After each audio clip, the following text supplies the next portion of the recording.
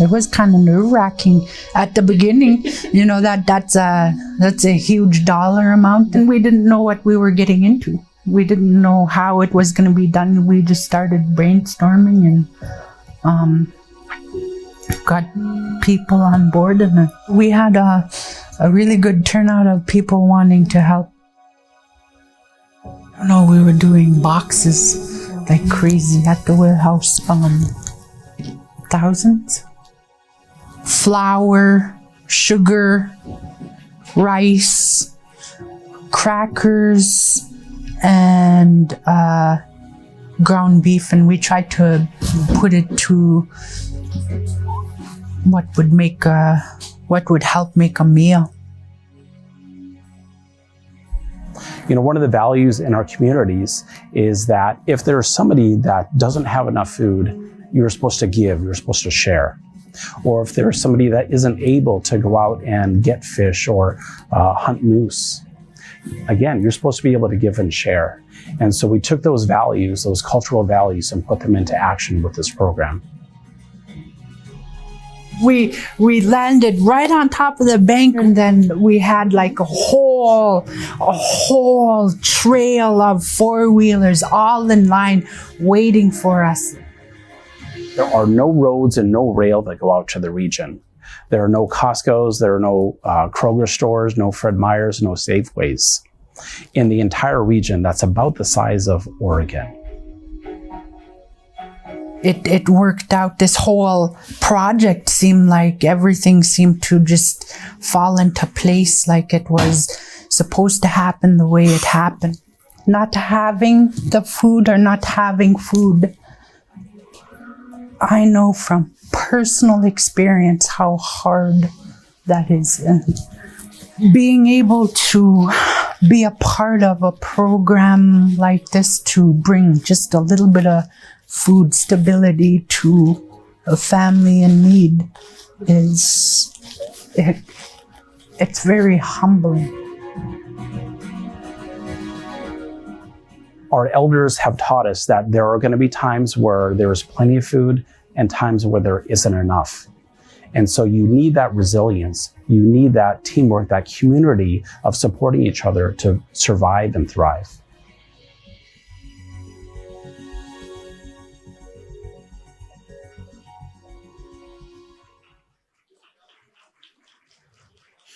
Welcome to the stage, President and CEO of Calista Corporation, Andrew Guy.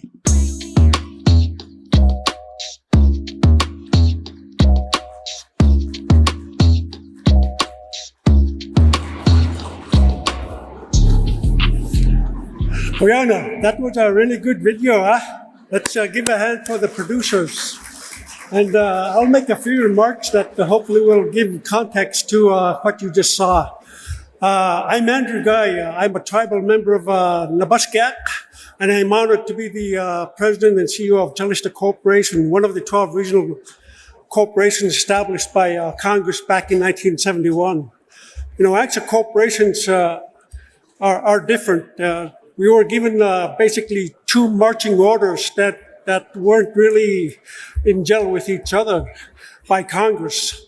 One was to make money, be profitable, and provide services to our corporations to that avenue.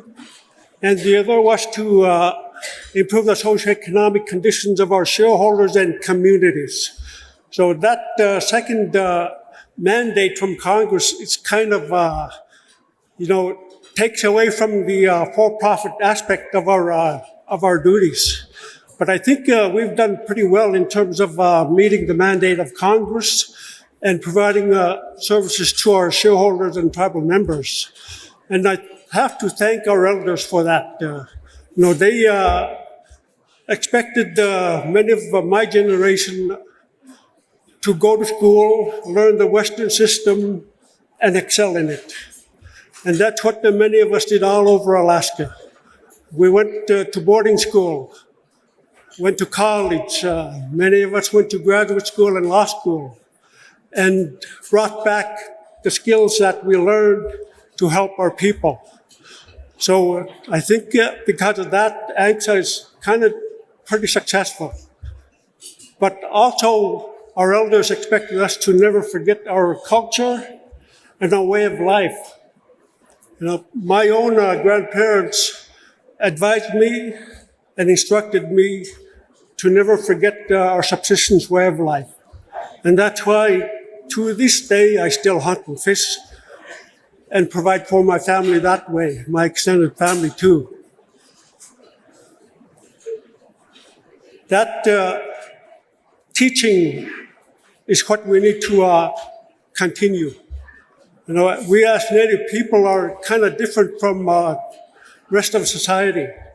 We have always kept our Creator and His creation, at the foremost in all that we do. And as you attend this conference, I would urge you to keep that in mind, because that's what will make it a success. Follow up and do everything with the Creator in mind, and it will be good. Our region, Calista Corporation, has over 36,000 shareholders, and we have 56 communities. We're in an area the size of the state of Oregon or New York. So that's a lot of territory. And you just saw the video where we don't even have infrastructure.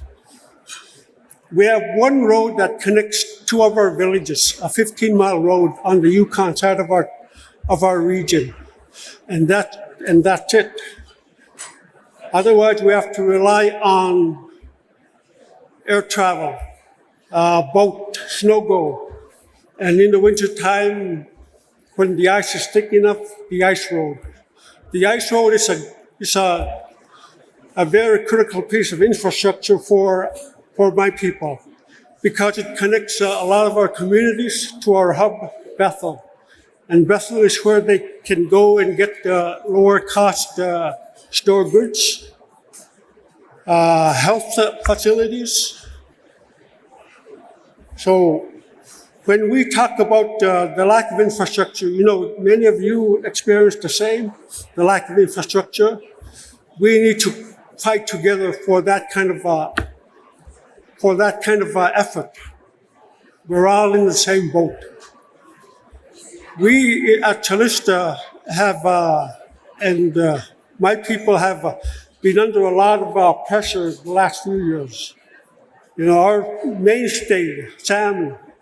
Traditionally, my people have relied on fish. Up to 75% of our food has been fish, whether in the summer or winter.